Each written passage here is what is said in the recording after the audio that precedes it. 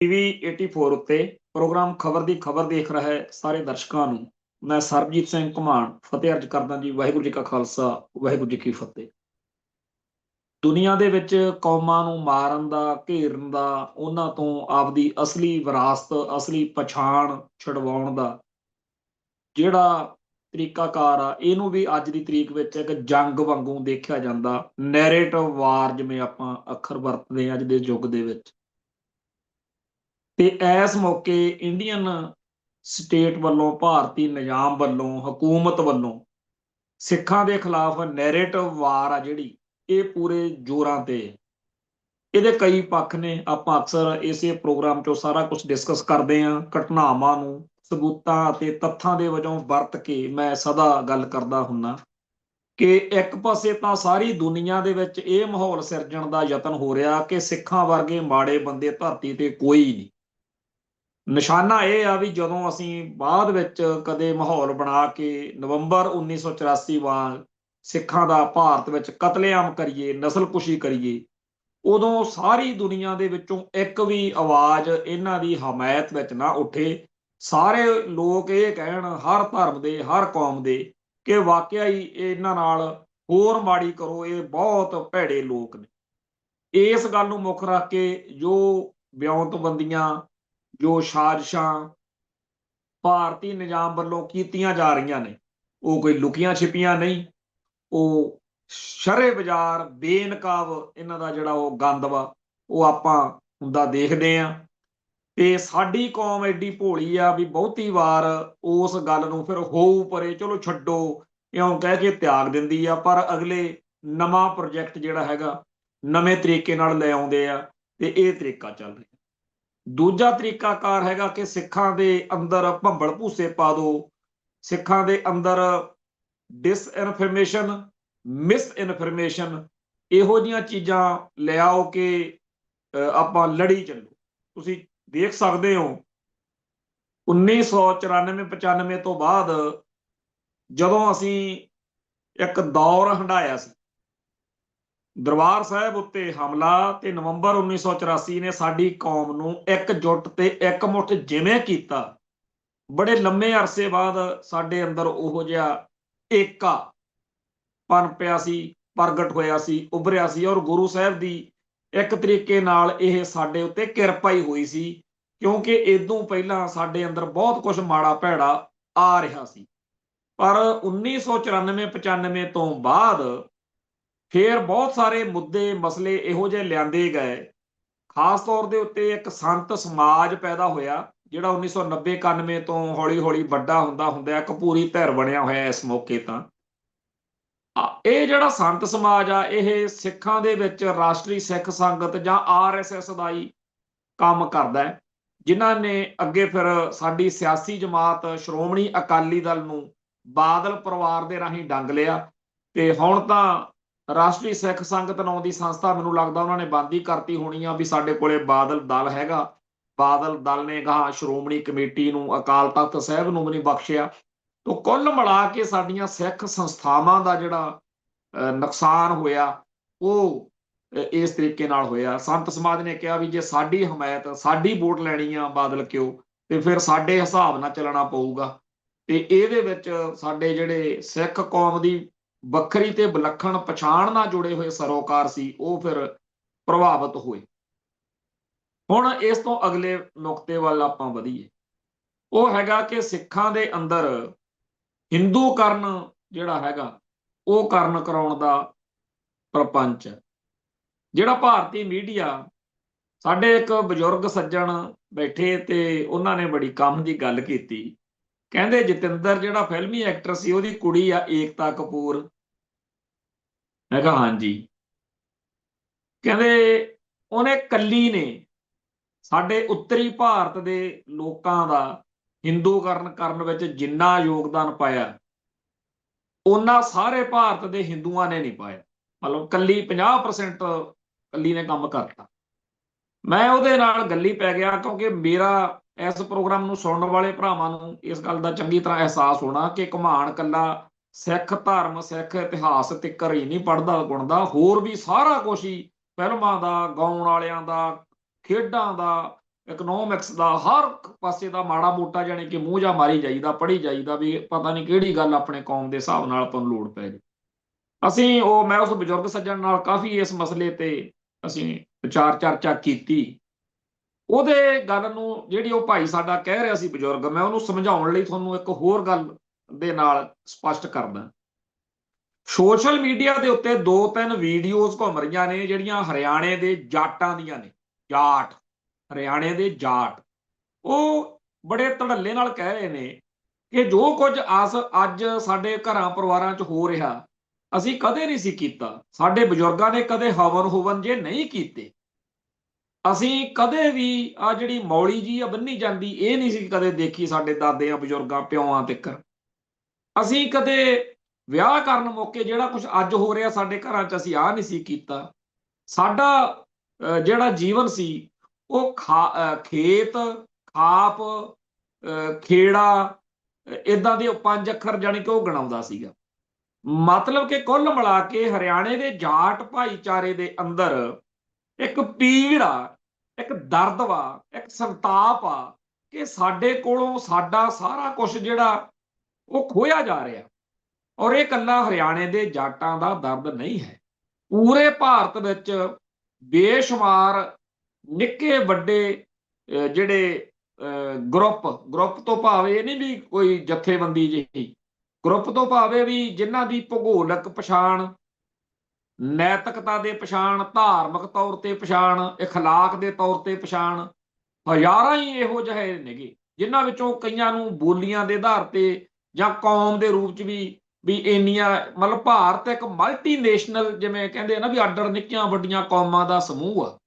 ਇਹਨਾਂ ਸਾਰੀਆਂ ਕੌਮਾਂ ਦਾ ਆਪੋ ਆਪਣੇ ਰੀਤੀ ਰਿਵਾਜਾਂ ਨਾਲ ਇੱਕ ਬੜਾ ਇਮੋਸ਼ਨਲ ਜਿਹਾ ਰਿਸ਼ਤਾ ਹੈ ਤੇ ਹਰ ਕੌਮ ਆਪਣੀ ਬੋਲੀ ਨੂੰ, ਆਪਣੇ ਰੀਤੀ ਰਿਵਾਜਾਂ ਨੂੰ, ਰਵਾਇਤਾਂ ਪਰੰਪਰਾਵਾਂ ਨੂੰ ਪਿਆਰ ਕਰਦੀ ਹੈ।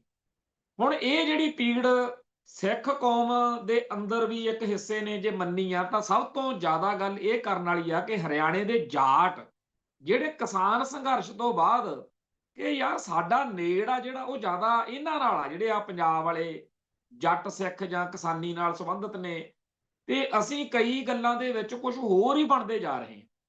ਤੇ ਉਹਦੇ ਵਿੱਚ ਜਿਹੜੀਆਂ ਗੱਲਾਂ ਇਸ ਮੌਕੇ ਹਰਿਆਣੇ ਦੇ ਜਾਟ ਮਹਿਸੂਸ ਕਰਨ ਲੱਗੇ ਨੇ ਉਹ ਸਾਰੀਆਂ ਗੱਲਾਂ ਉਹੀ ਨੇ ਜਿਨ੍ਹਾਂ ਬਾਰੇ ਉਹਨਾਂ ਦੇ ਅੰਦਰ ਚੇਤਨਾ ਆ ਰਹੀ ਆ ਕਿ ਸਾਡੀਆਂ ਨਹੀਂ ਸੀ, ਅਸੀਂ ਕਿਵੇਂ ਅਡਾਪਟ ਕੀਤੀਆਂ ਨੇ। ਉਹ ਸਾਰੀਆਂ ਗੱਲਾਂ ਉਹੀ ਨੇ ਜਿਹੜੀਆਂ ਟੀਵੀ ਸੀਰੀਅਲ, ਜਿਹੜੇ ਜਤਿੰਦਰ ਦੀ ਕੁੜੀ ਏਕਤਾ ਕਪੂਰ, ਕਹਾਣੀ ਘਰ ਘਰ ਕੀ, ਸਾਸ ਵੀ ਬਹੂ ਥੀ ਲੱਲੜ ਪੱਲੜ, ਇਹ ਸਾਰੀਆਂ ਪਿਛਲੇ 30-35 ਸਾਲਾਂ ਦੇ ਵਿੱਚ ਉਹਨਾਂ ਨੇ, ਮੈਂ ਸਾਡੇ ਪਿੰਡਾਂ 'ਚ ਬਚਪਨ 'ਚ ਕਦੇ ਦੇਖਿਆ ਸੀ ਵੀ ਕਰਵਾ ਚੌਥ ਆ ਜਿਹੜਾ ਉਹ ਇੱਕ ਖਾਸ ਬਰਾਦਰੀ ਜਿਹੜੇ ਹਿੰਦੂ ਭਾਈਚਾਰੇ ਦੇ ਨੇ ਉਹ ਮਨਾਉਂਦੇ ਸੀ ਉਹਨਾਂ ਦੇ। ਹੁਣ ਸਾਡੇ ਸਾਰੇ ਪੰਜਾਬ ਦੇ ਵਿੱਚ ਵੀ ਜਿਹੜਾ ਹੈਗਾ ਇਹਦਾ ਭਮਾਰਾ ਜਿਹਾ ਫੈਲਿਆ ਹੋਇਆ। ਹੋਰ ਬਹੁਤ ਸਾਰੇ ਇਹੋ ਜਿਹੇ ਕੰਮ ਨੇ ਜਿਹੜੇ ਸਾਡੇ ਗੁਰੂ ਸਾਹਿਬਾਨ ਨੇ ਸਾਨੂੰ ਮਨਾ ਕੀਤੇ ਨੇ, ਅਸੀਂ ਉਹ ਅੱਜ ਕੱਲ ਆਲੇ ਦੁਆਲੇ ਆਮ, ਸਾਡਾ ਹਿੰਦੂਕਰਨ ਹੋ ਰਿਹਾ। ਚਲੋ ਸਾਡਾ ਤਾਂ ਜਿਹੜਾ ਰੌਲਾ ਪਾਉਣਾ ਉਹ ਇੱਕ ਅਰਥ ਰੱਖਦਾ, ਪਰ ਹਰਿਆਣੇ ਦੇ ਜਾਟ ਜੇ ਮਹਿਸੂਸ ਕਰਨ ਲੱਗੇ ਨੇ ਤੇ ਇਸੇ ਤਰੀਕੇ ਨਾਲ ਹੋਰ ਲੋਕ ਮਹਿਸੂਸ ਕਰਨ ਲੱਗੇ ਨੇ ਤਾਂ ਸਮਝ ਲਓ ਕਿ ਭਾਰਤੀ ਮੀਡੀਆ ਜਿਹੜਾ ਹੈ ਜਾਂ ਗੋਦੀ ਮੀਡੀਆ ਹੈ ਉਹ ਇਹਨਾਂ ਵਿਸ਼ਿਆਂ ਨੂੰ ਵਿਸ਼ੇ ਨਹੀਂ ਮੰਨਦਾ। ਉਹ ਕਹਿੰਦਾ ਇਹ ਗਲਤ ਨੇ, ਇਹ ਲੋਕ ਦੇਸ਼ ਦੀ ਏਕਤਾ ਤੇ ਅਖੰਡਤਾ ਤੋੜਨਗੇ ਕਿਉਂਕਿ ਇਹ ਹਿੰਦੂ ਹੋਣ ਤੋਂ ਇਨਕਾਰ ਕਰਦੇ ਆ, ਕਿਉਂਕਿ ਮੁਲਕ ਦਾ ਏਜੰਡਾ ਹਿੰਦੀ, ਹਿੰਦੂ, ਹਿੰਦੁਸਤਾਨ ਹੈ। ਮਤਲਬ ਕਿ ਸਾਰੇ ਭਾਰਤ ਦੇ ਲੋਕਾਂ ਨੂੰ ਆਪੋ ਆਪਦੀਆਂ ਬੋਲੀਆਂ ਤਿਆਗਣੀਆਂ ਪੈਣਗੀਆਂ, ਹਿੰਦੀ ਬੋਲਣੀ ਪਊਗੀ। ਸਾਰੇ ਲੋਕਾਂ ਨੂੰ ਆਪੋ ਆਪਣੇ ਧਰਮ ਤਿਆਗਣੇ ਪੈਣਗੇ, ਹਿੰਦੂ ਬਣਨਾ ਪਊਗਾ।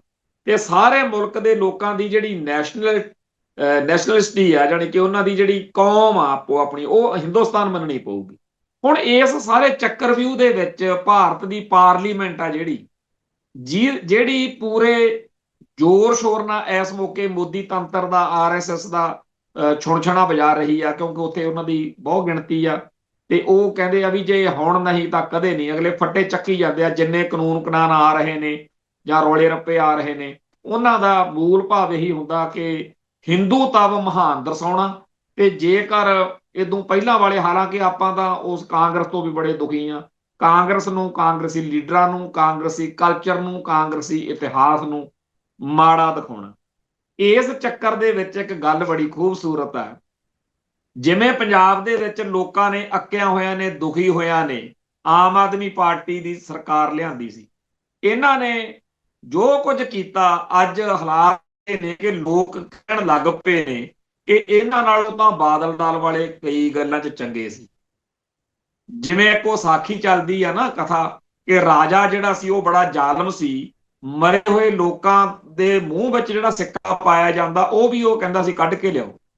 ਤੇ ਬਹੁਤ ਲੋਕਾਂ ਦੇ ਉੱਤੇ ਤਸ਼ੱਦਦ ਕਰਨਾ, ਮਾਇਆ ਨਾ ਕਿਸੇ ਕੋਲੇ ਰਹਿਣ ਦੇਣੀ। ਤੇ ਇਸ ਤਰੀਕੇ ਦੇ ਰਾਜੇ ਦੇ ਮਰਨ ਵੇਲੇ ਉਹਨੇ ਆਪਦੇ ਮੁੰਡੇ ਨੂੰ ਸੱਦਿਆ ਵੀ ਪੁੱਤ ਮੈਂ ਮਰ ਜੂ, ਮੇਰਾ ਇਹ ਤੋਂ ਬਾਅਦ ਤੂੰ ਗੱਦੀ ਤੇ ਬਹਿਣਾ, ਤੇ ਗੱਲ ਇਹ ਆ ਕਿ ਮੈਂ ਚਾਹੁੰਦਾ ਕਿ ਲੋਕ ਬਾਅਦ ਵਿੱਚ ਮੇਰੀਆਂ ਸਿਫਤਾਂ ਕਰਨ। ਉਹ ਕਹਿੰਦਾ ਜੀ ਕੋਈ ਗੱਲ ਨਹੀਂ, ਫਿਕਰ ਨਾ ਕਰੋ, ਹੋ ਜਾਊਗਾ ਮਸਲਾ ਹੱਲ। ਰਾਜਾ ਮਰ ਗਿਆ ਤੇ ਉਹਦੇ ਪਿਓ ਨੂੰ ਪਿਓ ਦੇ ਮਰਨ ਤੋਂ ਬਾਅਦ ਜਦੋਂ ਰਾਜੇ ਦੇ ਮੁੰਡੇ ਨੂੰ, ਰਾਜਕੁਮਾਰ ਨੂੰ ਗੱਦੀ ਤੇ ਬਿਠਾਇਆ ਗਿਆ, ਉਹਨੇ ਦਰਬਾਰ ਲਾ ਲਿਆ ਬਈ ਯਾਰ ਆਪਣਾ ਬੁੜਾ ਮਰਨ ਤੋਂ ਪਹਿਲਾਂ ਕਹਿ ਗਿਆ ਸੀਗਾ, ਤੇ ਹੁਣ ਦੱਸੋ ਕੋਈ ਇਹੋ ਜਿਹੀ ਗੱਲ ਹੱਲ ਕੱਢੋ ਕਿ ਲੋਕ ਰਾਜੇ ਦੀਆਂ, ਮੇਰੇ ਪਿਓ ਦੀਆਂ ਮਰੇ ਹੋਏ ਦੀਆਂ ਸਿਫਤਾਂ ਕਰਨ। ਬੜੇ ਰਾਹ ਤਰੀਕੇ ਦੱਸੇ ਗਏ ਵੀ ਐਂ ਕਰ ਲੈਂਦੇ ਆ, ਉਹ ਕਰ ਲੈਂਦੇ ਆ। ਅਖੀਰ ਸਾਰੇ ਜਦੋਂ ਤਰੀਕਾਕਾਰ ਰੱਦ ਹੋ ਗਏ ਤਾਂ ਇੱਕ ਜਿਹੜਾ ਸਭ ਤੋਂ ਮਤਲਬ ਮਹਾਨ ਉਹਨਾਂ ਦਾ ਵਿਦਵਾਨ ਸੀਗਾ, ਤੇ ਉਹ ਫਿਰ ਪ੍ਰਗਟ ਹੋਇਆ। ਉਹ ਕਹਿੰਦਾ ਜੀ ਦੇਖੋ, ਇਉਂ ਐਲਾਨ ਕਰੋ ਵੀ ਅੱਗੇ ਤਾਂ ਮਰੇ ਹੋਏ ਜਿਹੜਾ ਬੰਦਾ ਹੁੰਦਾ ਸੀ, ਉਹ ਜਦੋਂ ਦੱਬ ਦਿੰਦੇ ਸੀ ਨਾ, ਉਹਦੀ ਡੈੱਡ ਬੋਡੀ ਫਿਰ ਦੁਬਾਰਾ ਖੋਲ ਕੇ ਕਵਰ ਉਹਦੇ ਵਿੱਚੋਂ ਕੱਢ ਕੇ ਸਿੱਕਾ ਜਿਹੜਾ ਸੀ ਉਹ ਕੱਢ ਲਿਆ ਜਾਂਦਾ ਸੀ, ਜਿਹੜਾ ਮਰੇ ਹੋਏ ਪਾਉਂਦੇ। ਹੁਣ ਉਹਦੇ ਇੱਕ 1.5-2 ਸੂਤ ਦਾ ਸਰੀਆ ਜਿਹੜਾ ਹੈਗਾ, ਕਿੱਲਾ ਜਿਹਾ, ਉਹ ਵੀ ਠੋਕਣ ਦਾ ਐਲਾਨ ਕਰ। ਉਹ ਰਾਜਾ ਕਹਿੰਦਾ ਇਉਂ ਫਿਰ ਮੇਰੇ ਪਿਓ ਨੂੰ ਚੰਗਾ ਕਿਵੇਂ ਕਹੂਗੀ ਦੁਨੀਆ। ਕਹਿੰਦਾ ਜੀ ਤੁਸੀਂ ਮਹੀਨਾ ਇੱਕ ਵਾਰੀ ਪਰਤਿਆ ਕੇ ਦੇਖੋ, ਤੁਹਾਡੇ ਸਾਹਮਣੇ ਆ, ਤੁਸੀਂ ਇਹਦਾ ਜੇ ਨਾ ਰਾਜੇ ਨੂੰ ਲੋਕ ਚੰਗਾ ਕਹਿਣਗੇ ਫਿਰ ਬਦਲ ਲਿਓ ਕੋਈ ਤਰੀਕਾ, ਪਰ ਮੈਨੂੰ ਲੱਗਦਾ ਵੀ ਇਹ ਤਰੀਕਾ ਰੂਤ ਬੈਠੀ। ਐਲਾਨ ਕਰ ਦਿੱਤਾ ਗਿਆ। ਸਾਰੇ ਮੁਲਕ ਦੇ ਵਿੱਚ ਜਿੱਥੇ ਜਿੱਥੇ ਸ਼ਮਸ਼ਾਨ ਘਾਟ ਸੀ, ਪਹਿਲਾਂ ਵੀ ਕੰਮ ਚੱਲਦਾ ਸੀ ਵੀ ਡੈੱਡ ਬੋਡੀ ਬਾਅਦ ਵਿੱਚ ਪਰਿਵਾਰ ਦੇ ਜਾਣ ਤੋਂ ਬਾਅਦ ਕੱਢੀ ਜਾਂਦੀ ਸੀ ਤੇ ਉਹਦਾ ਸਿੱਕਾ ਕੱਢ ਲਿਆ ਜਾਂਦਾ ਸੀ। ਹੁਣ ਉਹ ਕੱਢਣ ਦੇ ਨਾਲ ਇੱਕ ਸੰਘ ਦੇ ਵਿੱਚ ਮੂੰਹ ਖੋਲ ਕੇ 1.5-2 ਸੂਤ ਦਾ ਸਰੀਆ ਉਹਦੇ ਠੋਕਣਾ ਘਣ ਸੁੰਬੇ ਨਾਲ। ਇਹ ਗੱਲ ਜਦੋਂ ਦੁਨੀਆ 'ਚ ਫੈਲੀ ਤਾਂ ਰਾਜੇ ਨੇ ਆਖਿਆ ਵੀ ਮੈਂ ਆਪਦੇ ਮੁਖਬਰਾਂ ਦੇ ਨਾਲ ਸਿਵਲ ਕੱਪੜਿਆਂ ਦੇ ਵਿੱਚ ਰਾਤ ਨੂੰ ਘੁੰਮ ਕੇ ਦੇਖਾਂ ਵੀ ਹੁਣ ਕਿਹੋ ਜਿਹੇ ਲੋਕਾਂ ਦੇ ਮੇਰੇ ਬਾਰੇ, ਮੇਰੇ ਪਿਓ ਬਾਰੇ ਕੀ ਵਿਚਾਰ ਨੇ। ਤਾਂ ਗੱਲ ਇਹ ਹੋਈ ਕਿ ਹਰ ਥਾਂ ਤੇ ਲੋਕ ਇੱਕੋ ਚਰਚਾ ਕਰਨ ਬਈ ਯਾਰ ਇਹਦੇ ਨਾਲੋਂ ਤਾਂ ਇਹਦਾ ਪਿਓ 100 ਦਰਜੇ ਚੰਗਾ ਸੀ, ਘੱਟੋ ਘੱਟ ਉਹ ਇੰਨੀ ਮਾੜੀ ਤਾਂ ਨਹੀਂ ਸੀ ਕਰਦਾ, ਸਿੱਕਾ ਹੀ ਕੱਢਦਾ ਸੀ। ਆ ਜਿਹੜਾ ਹੁਣ ਸੰਘ ਚ ਕੀਲਾ ਠੋਕਦਾ, ਇਹ ਤਾਂ ਬਾਹਲਾ ਹੀ ਮਾੜਾ ਕੰਮ ਆ। ਰਾਜਾ ਜਿਹੜਾ ਸੀਗਾ ਇਹਦਾ ਪਿਓ, ਉਹ ਤਾਂ ਫਿਰ ਬਹੁਤ ਚੰਗਾ ਸੀ ਇਸ ਹਿਸਾਬ ਨਾਲ। ਤੇ ਜਿਹੜਾ ਉਹ ਵਜ਼ੀਰ ਸੀ ਜਿਹਨੇ ਮੱਤ ਦਿੱਤੀ ਸੀ, ਉਹ ਫਿਰ ਚੁਟਕੀਆਂ ਮਾਰ ਮਾਰ ਕੇ ਉਹਨੂੰ ਰਾਜੇ ਨੂੰ ਕਵੇ ਕਿਉਂ ਰਾਜਨ, ਆਖਿਆ ਸੀ ਨਾ ਤੈਨੂੰ ਵੀ ਲੋਕ ਸਿਫਤਾਂ ਕਰਨਗੇ। ਸੋ ਇਸ ਤਰੀਕੇ ਨਾਲ ਅੱਜ ਆਮ ਆਦਮੀ ਪਾਰਟੀ ਦੇ ਸਤਾਏ ਹੋਏ, ਕਿਉਂਕਿ ਇੱਥੇ ਆਏ ਦਿਨ ਲੁੱਟਾਂ ਖੋਹਾਂ, ਕਤਲੋ ਗਾਰਦ, ਪਿੱਟ ਸਿਆਪਾ ਜਿਹੜਾ ਹੈਗਾ ਉਹ ਪਿਆ ਰਹਿੰਦਾ, ਤੇ ਇੰਨਾ ਮਾੜਾ ਹਾਲ ਆ ਵੀ ਲੋਕ ਹੁਣ ਪੁੱਛਦੇ ਨੇ। ਅੱਜ ਪੇਸ਼ੀ ਵੀ ਸੀਗੀ, ਭਾਈ ਅਮਰਤਪਾਲ ਸਿੰਘ ਨੇ ਆਪਦਾ ਅਦਾਲਤ ਵਿੱਚ ਆਪ ਹੀ ਪੱਖ ਜਿਹੜਾ ਪੇਸ਼ ਕੀਤਾ। ਹਾਲਾਂਕਿ ਤੁਸੀਂ ਭਾਰਤੀ ਜੁਡੀਸ਼ੀਅਲ ਜਿਹੜਾ ਸਿਸਟਮ ਆ ਉਹਦਾ ਜਲੂਸ ਨਿਕਲਦਾ ਦੇਖੋ ਬਈ ਜਦੋਂ ਤੱਕ ਇਹਦਾ ਫੈਸਲਾ ਹੋਣਾ। ਜਿਹੜੀ ਉਹਨੇ ਐਪਲੀਕੇਸ਼ਨ ਲਾਈ ਆ ਭਾਈ ਅਮਰਤਪਾਲ ਸਿੰਘ ਨੇ ਕਿ ਮੈਂ ਪਾਰਲੀਮੈਂਟ ਦਾ ਜਿਹੜਾ ਸੈਸ਼ਨ ਆ ਉਹ ਅਟੈਂਡ ਕਰਨਾ ਚਾਹੁੰਦਾ, ਜਦੋਂ ਤੱਕ ਇਸ ਮਸਲੇ ਦਾ ਅਦਾਲਤ ਨੇ ਨਿਪਟਾਰਾ ਕਰਨਾ ਉਦੋਂ ਤੱਕ ਉਹ ਸਾਰਾ ਯਾਬ ਹੀ ਨਿਬੜ ਜਾਣਾ। ਪਾਰਲੀਮੈਂਟ ਵਾਲਾ ਜਿਹੜਾ ਉੱਥੇ ਚੱਲਦਾ ਉਹਨਾਂ ਦਾ ਉਹ ਸੈਸ਼ਨ, ਉਹ ਖਤਮ ਹੋ ਜੂ ਤੇ ਬਾਅਦ ਵਿੱਚ ਕਹਿ ਦੇਣਗੇ ਵੀ ਤੂੰ ਜਾਣਾ ਬਣਦਾ ਜਾਂ ਨਹੀਂ ਜਾਣਾ ਬਣਦਾ। ਖੈਰ ਅੱਜ ਜਦੋਂ ਅਦਾਲਤ ਵਿੱਚ ਉਹਨੂੰ ਪੇਸ਼ ਕੀਤਾ, ਜਿਹੜਾ ਕੈਮਰੇ ਦੇ ਰਾਹੀਂ ਕਰਦੇ ਆ, ਉਹਦੀਆਂ ਫੋਟੋਆਂ ਸੋਸ਼ਲ ਮੀਡੀਆ ਤੇ ਆਈਆਂ ਨੇ। ਪਰ ਲੋਕਾਂ ਵਿੱਚ ਚਰਚਾ ਇਸ ਗੱਲ ਦੀ ਹੈ ਕਿ ਤੁਸੀਂ ਕਹਿੰਦੇ ਹੋ ਜੇ ਇਹਨੂੰ ਬਾਹਰ ਆਉਣ ਦਿੱਤਾ ਤਾਂ ਅਮਨ ਕਾਨੂੰਨ ਦੀ ਹਾਲਤ ਖਰਾਬ ਹੋ ਜੂ, ਤੇ ਹੁਣ ਬੜੀ ਚੰਗੀ ਆ। ਹਰ ਰੋਜ਼ ਵਾਰਦਾਤਾਂ ਹੋ ਰਹੀਆਂ ਨੇ, ਹਰ ਰੋਜ਼ ਲੋਕਾਂ ਦੇ ਉੱਤੇ ਗੋਲੀਆਂ ਚੱਲਦੀਆਂ ਨੇ, ਮਾਰ ਮਰਈਆ ਚੱਲ ਰਿਹਾ, ਔਰ ਇਸ ਸਾਰੇ ਸਿਸਟਮ ਦੇ ਵਿੱਚ ਕੋਈ ਗੱਲ ਕਹਿਣ ਸੁਣਨ ਵਾਲੀ ਹੈ ਹੀ ਨਹੀਂ। ਤੇ ਅੱਜ ਇੱਥੇ ਇੱਕ ਵੀਡੀਓ ਘੁੰਮ ਰਹੀ ਆ ਮਜੀਠੇ ਇਲਾਕੇ ਦੀ, ਜਿਹਦੇ ਵਿੱਚ ਪਹਿਲਾਂ ਇੱਕ ਬੰਦਾ ਉਹਨੂੰ ਫੋਨ ਕਰਕੇ ਲਲਕਾਰਦਾ ਮੁੰਡੇ ਨੂੰ ਵੀ ਤੇ ਤੂੰ ਮੇਰਾ ਫੋਨ ਨਹੀਂ ਚੱਕਦਾ ਹੋਏ, ਤੈਨੂੰ ਪਤਾ ਨਹੀਂ, ਤੇ ਤੂੰ ਹੁਣ ਜਿਹੜਾ ਆਪਦਾ ਤਿਆਰ ਰਹੇ। ਫਿਰ 3-4 ਜਾਣੇ ਬੁਲਟ ਮੋਟਰਸਾਈਕਲ ਤੇ ਆਏ ਤੇ ਉਹਦਾ ਜਿਹੜਾ ਪੁਰਾਣੀਆਂ ਗੱਡੀਆਂ ਦਾ ਸੀਗਾ ਕਾਰੋਬਾਰ, ਉਹਨੂੰ ਅੱਗਾ ਅੱਗਾ ਲਾ ਕੇ ਤੇ ਅਗਲੇ ਚਲੇ ਗਏ।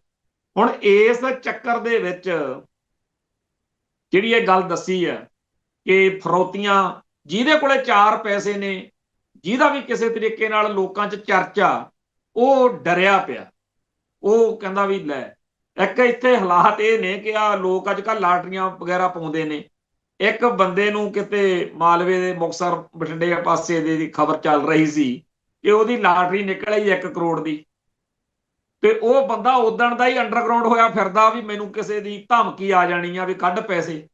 ਮਤਲਬ ਜੇ ਕਿਸੇ ਨੇ ਢਾਬਾ ਖੋਲਣਾ, ਉਹਨੂੰ ਧਮਕੀ। ਇੱਥੇ ਇੱਕ ਅੰਮ੍ਰਿਤਸਰ ਦੇ ਵਿੱਚ ਕੱਪੜਿਆਂ ਦੇ ਬੜੇ ਮਸ਼ਹੂਰ ਕਾਰੋਬਾਰੀ ਪਰਿਵਾਰ ਹੈ, ਉਹਨਾਂ ਦਾ ਹਾਲ ਇੰਨਾ ਮਾੜਾ ਹੈ ਕਿ ਉਹਨਾਂ ਦੇ ਘਰ ਦੇ ਕੋਲੇ ਇੱਥੇ ਮੈਂ ਇੱਕ ਦਿਨ ਲੰਘਿਆ ਤੇ ਪੁਲਿਸ ਵਾਲੇ ਖੜੇ, ਤੇ ਉਹ ਕਹਿੰਦੇ ਜੀ ਵੀ ਪਤਾ ਲਿਆ। ਮੈਂ ਕਿਹਾ ਇੰਨੀ ਪੁਲਿਸ ਖੜੀ ਆ? ਕਹਿੰਦੇ ਇਹਨਾਂ ਨੂੰ ਦੁਕਾਨ ਵੇਚੀ ਆ ਤੇ ਧਮਕੀ ਆ ਗਈ ਵੀ ਸਾਡਾ ਹਿੱਸਾ ਕੱਢੋ। ਤੋ ਕੁੱਲ ਮਿਲਾ ਕੇ ਜਿਵੇਂ ਸਕੂਲਾਂ 'ਚ ਪਰਸੋਂ ਚੌਥੇ ਇੱਥੇ ਅੰਮ੍ਰਿਤਸਰ 'ਚ ਰੌਲਾ ਪੈ ਗਿਆ ਵੀ ਸਕੂਲ ਸਾਰੇ ਬੰਦ ਕਰੋ ਜੀ, ਤੇ ਕੱਲ ਜਲੰਧਰ 'ਚ ਰੌਲਾ ਪਿਆ ਹੋਇਆ ਸੀ। ਇਹ ਜਿਹੜਾ ਮਾਹੌਲ ਆ, ਇਹੋ ਜਿਹਾ ਮਾਹੌਲ ਲੋਕ ਕਹਿੰਦੇ ਆ ਜਦੋਂ ਖਾੜਕੂਵਾਦ ਸਿਖਰ ਤੇ ਸੀ, ਉਦੋਂ ਵੀ ਕਦੇ ਸਕੂਲਾਂ 'ਚ ਪੜ੍ਹਨ ਵਾਲੇ ਨਿਆਣਿਆਂ ਨੂੰ ਇਹੋ ਜਿਹਾ ਟੈਰਰ ਜਿਹੜਾ ਸੀਗਾ ਉਹ ਕਦੇ ਫੇਸ ਨਹੀਂ ਕਰਨਾ ਪਿਆ। ਜੋ ਕੁਝ ਉਸ ਦੌਰ ਵਿੱਚ ਵੀ ਨਹੀਂ ਹੋ ਸਕਿਆ, ਜਦੋਂ ਜਿਹਦੇ ਬਾਰੇ ਇੰਡੀਅਨ ਸਟੇਟ ਕਹਿੰਦੀ ਆ ਜੀ ਬਹੁਤ ਮਾੜਾ ਮਾਹੌਲ ਸੀ, ਅੱਜ ਉਹ ਆਮ ਹੈ। ਤੇ ਅਜੇ ਆਮ ਆਦਮੀ ਪਾਰਟੀ ਵਾਲੇ ਮੁੱਖ ਮੰਤਰੀ ਭਗਵੰਤ ਮਾਨ ਹੋਣੀ, ਉਹ ਸਾਰੇ ਕਹਿੰਦੇ ਆ ਜੀ ਬਹੁਤ ਚੰਗਾ ਮਾਹੌਲ ਆ।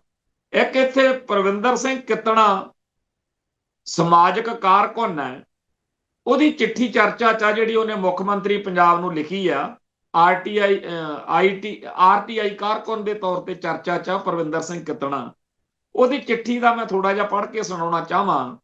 ਕਹਿੰਦਾ ਮੈਂ ਜ਼ਿਲ੍ਹਾ ਹੁਸ਼ਿਆਰਪੁਰ ਦੀ ਸਬ ਡਿਵੀਜ਼ਨ ਦੇ ਵਿਧਾਨ ਸਭਾ ਹਲਕਾ ਗੜ੍ਹਸ਼ੰਕਰ ਨਾਲ ਸੰਬੰਧਿਤ ਹੈ, ਤੇ ਮੈਂ ਮੁੱਖ ਮੰਤਰੀ ਬੇਅੰਤ ਸਿੰਘ ਦਾ ਉਹ ਦੌਰ ਦੇਖਿਆ ਜਦੋਂ ਪਤਾ ਨਹੀਂ ਸੀ ਹੁੰਦਾ ਕਿਹੜੇ ਵੇਲੇ ਮੁਕੱਦਮਾ ਜਾਂ ਮੁਕਾਬਲਾ ਬਣ ਜਾਣਾ, ਜਾਂ ਅਣਪਛਾਤਿਆਂ ਦੀ ਕਿਹੜੀ ਗੋਲੀ ਦਾ ਸ਼ਿਕਾਰ ਹੋ ਜਾਣਾ। ਲਗਭਗ ਉਹ ਸਥਿਤੀ ਹੁਣ ਬਣਦੀ ਨਜ਼ਰ ਆ ਰਹੀ ਹੈ। ਮੈਂ ਨਿੱਜੀ ਤੌਰ ਤੇ ਮੁੱਖ ਮੰਤਰੀ ਬੇਅੰਤ ਸਿੰਘ ਅਤੇ ਮੁੱਖ ਮੰਤਰੀ ਭਗਵੰਤ ਸਿੰਘ ਦੇ ਦੌਰ ਦਾ ਬਹੁਤਾ ਫਰਕ ਮੈਨੂੰ ਨਜ਼ਰ ਨਹੀਂ ਆ ਰਿਹਾ, ਪਰ ਸਰਪੰਚਾਂ ਤੇ ਪੰਚਾਂ ਦੀ ਜਿੰਨੀ ਹਾਲਤ ਅੱਜ ਮਾੜੀ ਆ, ਇੰਨੀ ਤਾਂ ਉਦੋਂ ਵੀ ਨਹੀਂ ਸੀ। ਗੜ੍ਹਸ਼ੰਕਰ ਹਲਕੇ ਦੇ 10% ਸਰਪੰਚ ਵੀ ਨਹੀਂ ਜਾਣਦੇ ਕਿ ਉਹਨਾਂ ਦੀਆਂ ਪੰਚਾਇਤਾਂ ਦੇ ਖਾਤੇ ਵਿੱਚ ਕਿੰਨੇ ਪੈਸੇ ਆਏ ਤੇ ਕਿੰਨੇ ਖਰਚੇ ਗਏ। ਪੰਚਾਇਤਾਂ ਨੂੰ ਨਹੀਂ ਪਤਾ। ਅੱਗੇ ਲੰਬੀ ਚੌੜੀ ਕਹਾਣੀ ਉਹਨੇ ਸਾਰਾ ਲਿਖਿਆ ਵੀ ਕਿਵੇਂ CIA ਸਟਾਫਾਂ ਦੇ ਵਿੱਚ ਹੁੰਦਾ ਸੀ ਜਾਂ ਹੁੰਦਾ, ਜਾਂ ਅਫਸਰਸ਼ਾਹੀ ਕਿਵੇਂ ਕਰਦੀ ਆ। ਬੇਅੰਤ ਸਿੰਘ ਵੇਲੇ ਕੁਝ ਖੰਖਾਰ ਕਿਸਮ ਦੇ ਅਫਸਰ ਮਾਰ ਕੁੱਟ ਕਰਨ ਵੇਲੇ ਇੰਨੇ ਹੰਕਾਰੇ ਹੋਏ ਹੁੰਦੇ ਸੀ ਕਿ ਖੁਦ ਨੂੰ ਖੁਦਾ ਸਮਝਦੇ ਸੀ। ਅੱਜ ਕੱਲ੍ਹ ਇੱਥੋਂ ਦਾ ਇੱਕ ਨੇਤਾ ਇੰਨਾ ਹੰਕਾਰਿਆ ਹੋਇਆ ਕਿ ਉਹ ਆਪਣੇ ਆਪ ਨੂੰ ਗੜ੍ਹਸ਼ੰਕਰ ਦਾ ਰੱਬ ਦੱਸਦਾ ਹੈ।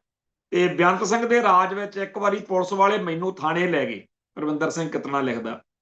SHO ਬਾਕੀ ਥਾਣੇ ਵਾਲਿਆਂ ਨੂੰ ਕਹਿਣ ਲੱਗਾ ਇਸ ਮੁੰਡੇ ਨੂੰ ਕੁਝ ਨਾ ਕਹਿਣਾ, ਇਹ ਤਾਂ ਅਖਬਾਰ ਵਿੱਚ ਲਿਖਦਾ। ਮੈਨੂੰ ਪਤਾ ਲੱਗਿਆ ਹੈ ਕਿ ਭਗਵੰਤ ਸਿੰਘ ਦੇ ਰਾਜ ਵਿੱਚ ਤਾਂ ਪੁਲਿਸ ਲੱਭਦੀ ਹੀ ਉਹਨਾਂ ਨੂੰ ਆ ਜਿਹੜੇ ਲਿਖਦੇ ਜਾਂ ਬੋਲਦੇ ਹੋਣ। ਉਦੋਂ ਮੈਨੂੰ ਛੱਡਣ ਦਾ ਫੈਸਲਾ SHO ਨੇ ਕਰ ਲਿਆ ਸੀ, ਪਰ ਹੁਣ SSP ਪੱਧਰ ਦੇ ਅਧਿਕਾਰੀ ਵੀ ਬੇਬਸ ਨਜ਼ਰ ਆਉਂਦੇ ਹਨ। ਤੋਂ ਐਂਡ ਦੇ ਉੱਤੇ ਜਿਹੜੀ ਉਹਨੇ ਮੰਗ ਕੀਤੀ ਆ ਉਹ ਬੜੀ ਕਮਾਲ ਦੀ ਹੈ। ਕਹਿੰਦਾ ਸੋ ਮੇਰੀ ਨਿਮਰਤਾ ਸਹਿਤ ਬੇਨਤੀ ਆ ਕਿ ਗੜ੍ਹਸ਼ੰਕਰ ਹਲਕੇ ਦੇ ਹਾਲਾਤ ਸੁਧਾਰ ਦਿੱਤੇ ਜਾਣ ਜਾਂ ਇਸ ਦਾ ਨਾਮ ਬਦਲ ਕੇ ਡਰਸ਼ੰਕਰ ਰੱਖ ਦਿੱਤਾ ਜਾਵੇ। ਪਰ ਇਹ ਇਕੱਲੇ ਪਰਵਿੰਦਰ ਸਿੰਘ ਕਿੱਤਣੇ ਦੇ ਗੜ੍ਹਸ਼ੰਕਰ ਹਲਕੇ ਦੀ ਗੱਲ ਨਹੀਂ, ਪੂਰੇ ਪੰਜਾਬ ਦੇ ਵਿੱਚ ਦਹਿਸ਼ਤ ਦਾ ਡਰ ਦਾ ਮਾਹੌਲ ਹੈ। ਗੱਲ ਫੇਰ ਉੱਥੇ ਹੀ ਆ ਜਾਂਦੀ ਹੈ ਬਈ ਜਿਹੜਾ ਅਮਨ ਕਾਨੂੰਨ ਜਾਂ ਦਹਿਸ਼ਤ ਦਾ ਇਹ ਸਾਰਾ ਰੌਲਾ ਗੌਲਾ, ਇਹਨੂੰ ਦੇਖ ਕੇ ਲੋਕ ਕਹਿੰਦੇ ਆ ਕਿ ਇਹਦੇ ਨਾਲੋਂ ਤਾਂ ਫਿਰ ਬਾਦਲ ਹੋਣਾ ਦਾ ਰਾਜ ਚੰਗਾ ਸੀ। ਉਹ ਰਾਜ ਜਿਸ ਰਾਜ ਵਿੱਚ ਗੁਰੂ ਗ੍ਰੰਥ ਸਾਹਿਬ ਦੇ ਪਾਵਨ ਸਰੂਪਾਂ ਦੀ ਬੇਅਦਬੀ, ਡੇਰਾ ਸਰਸੇ ਤੇ ਹੋਰ ਜਿੰਨੇ ਸਿੱਖੀ ਦੇ ਦੁਸ਼ਮਣ ਆ ਉਹਨਾਂ ਦਾ ਧਮੱਚੜ, ਜਿਹਦੇ ਵਿੱਚ ਗੋਲੀਆਂ ਚੱਲ ਕੇ ਪੁਲਿਸ ਵਾਲੇ ਅਣਪਛਾਤੇ ਬਣ ਗਏ, ਬੰਦੇ ਮਾਰਤੇ, ਉਹ ਸਾਰੇ ਕਾਸੇ ਬਾਰੇ ਲੋਕ ਅੱਜ ਜੇ ਇਹ ਮੰਨਣ ਲੱਗ ਪਏ ਵੀ ਉਹ ਇਹਦੇ ਨਾਲੋਂ ਚੰਗਾ ਸੀ, ਤਾਂ ਸਮਝੋ ਕਿ ਹਜੇ ਪੰਜਾਬ ਨੇ ਹੋਰ ਕਿੰਨਾ ਮਾੜਾ ਦੌਰ ਦੇਖਣਾ ਹੈ। ਖੈਰ, ਗੱਲ ਆ ਗਈ ਫਿਰ ਉੱਥੇ ਬਈ ਜਿਹੜਾ ਮੋਦੀ ਤੰਤਰ ਆ, RSS ਵਾਲਾ ਭਗਵਾਂ ਬ੍ਰਿਗੇਡ ਆ, ਉਹ ਜੋ ਕੁਝ ਕਰ ਰਿਹਾ ਉਹਨੂੰ ਦੇਖ ਕੇ ਭਾਰਤ ਦੇ ਲੋਕ ਜਿਨ੍ਹਾਂ ਨੇ ਕਾਂਗਰਸ ਦੇ ਜਾਂ ਜਿਹੜੀਆਂ ਜੁਆਇੰਟ ਸਰਕਾਰਾਂ, ਸਾਂਝੀਆਂ ਸਰਕਾਰਾਂ ਬਣੀਆਂ ਸੀ, ਉਹਨਾਂ ਦੇ ਮਾਹੌਲ ਤੋਂ ਦੁਖੀ ਹੋ ਕੇ BJP ਲਿਆਂਦੀ ਸੀ, ਅੱਜ ਉਹ ਵੀ ਸਾਰੇ ਇਹੀ ਕਹਿਣ ਲੱਗੇ ਹੋਏ ਨੇ ਕਿ ਇਹਨਾਂ ਨਾਲੋਂ ਤਾਂ ਹਜ਼ਾਰ ਦਰਜੇ ਕਾਂਗਰਸ ਦਾ ਰਾਜ ਚੰਗਾ ਸੀ। ਇਸ ਮੌਕੇ ਸਾਰੇ ਭਾਰਤ ਦੇ ਅੱਡ-ਅੱਡ ਸੂਬਿਆਂ ਦੇ ਵਿੱਚੋਂ ਜਦੋਂ ਖਬਰਾਂ ਵੀਡੀਓ ਦੇ ਰੂਪ 'ਚ ਸੋਸ਼ਲ ਮੀਡੀਆ ਤੇ ਆਉਂਦੀਆਂ ਨੇ ਤੇ ਲੋਕ ਪਿੱਟ ਰਹੇ ਨੇ ਕਿ ਮੈਂ ਮੋਦੀ ਦਾ ਚਮਚਾ ਸੀ, ਮੈਂ ਯੋਗੀ ਦਾ ਚਮਚਾ ਹਾਂ, ਪਰ ਮੇਰੀ ਦੁਕਾਨ ਢਾਤੀ, ਮੇਰਾ ਘਰ ਢਾਤਾ। ਮੈਂ ਉਦੋਂ ਬੜਾ ਖੁਸ਼ ਹੁੰਦਾ ਸੀ ਜਦੋਂ ਬਲਡੋਜ਼ਰ ਮੁਸਲਮਾਨਾਂ ਤੇ ਚੜ੍ਹਦਾ ਸੀ, ਤੇ ਅੱਜ ਮੈਂ ਆ ਜੀ ਆਪਦੀ ਚੋਟੀ ਕਾਟ ਰਿਹਾ, ਮੈਂ ਜੀ ਆਪਦੇ ਗਲ ਦਾ ਗਮਛਾ ਜਿਹਾ ਲਾ ਕੇ ਸੁੱਟ ਰਿਹਾ। ਸੋ ਜਿਹੜੇ ਲੋਕ ਇਸ ਹਿੰਦੂ ਅੱਤਵਾਦ ਦੇ ਰਥ ਨੂੰ ਬੜੇ ਹਾਰ ਸ਼ਿੰਗਾਰ ਨਾਲ ਅੱਗੇ ਵਧਾ ਰਹੇ ਸੀ, ਇਸ ਮਾਹੌਲ ਵਿੱਚ ਉਹ ਚੀਕਾਂ ਮਾਰਦੇ ਫਿਰਦੇ। ਮੇਰਾ ਇਹ ਸਾਰੇ ਮਸਲੇ ਉੱਤੇ ਕਹਿਣਾ ਇਹ ਹੈ ਕਿ ਭਾਰਤ ਦੇ ਵਿੱਚ ਜਿਹੜਾ ਹਿੰਦੂ ਕੱਟੜਵਾਦ ਦਾ ਝੰਡਾ ਝੂਲ ਰਿਹਾ, ਇਹਨੇ ਨਹਿਰੂ, ਗਾਂਧੀ, ਕਾਂਗਰਸ ਦਾ ਜਾਂ ਪਿਛਲੇ ਦੌਰ ਦਾ ਜੋ ਹਾਲ ਕੀਤਾ ਹੋਇਆ, ਉਹਦੇ ਤੋਂ ਸਾਡੇ ਕੁਝ ਬੰਦਿਆਂ ਨੂੰ ਸੰਤੁਸ਼ਟੀ ਹੋਣੀ ਸੁਭਾਵਕ ਆ, ਕਿਉਂਕਿ ਆਪਾਂ ਉਸ ਸਾਰੇ ਕਾਸੇ ਦੇ ਦੁਖੀ ਤੇ ਸਤਾਏ ਹੋਏ ਆ। ਸਾਡੇ ਨਾਲ ਗਾਂਧੀ ਨੇ, ਨਹਿਰੂ ਨੇ ਜਾਂ ਇੰਦਰਾ ਗਾਂਧੀ ਨੇ ਜਾਂ ਇਹ ਸਾਰੇ ਲੌਂਗ ਲਾਣੇ ਨੇ, ਕਾਂਗਰਸ ਨੇ ਜੋ ਕੀਤਾ ਆਪਣੇ ਸਾਹਮਣੇ ਆ। ਸਾਡੇ ਪਾਣੀ ਲੁੱਟਣ 'ਚ, ਸੰਵਿਧਾਨ ਦੇ ਰਾਹੀਂ ਸਾਡੇ ਉੱਤੇ ਅਟੈਕ ਕਰਨ 'ਚ, ਸਾਡੀਆਂ ਪੰਜਾਬ ਦੇ ਵਿੱਚ ਜਿਹੜਾ ਸਾਡਾ ਸਾਰਾ ਕੁਝ ਖਰਾਬ ਕਰਨ ਦੇ ਵਿੱਚ ਕਾਂਗਰਸ ਦਾ ਰੋਲ।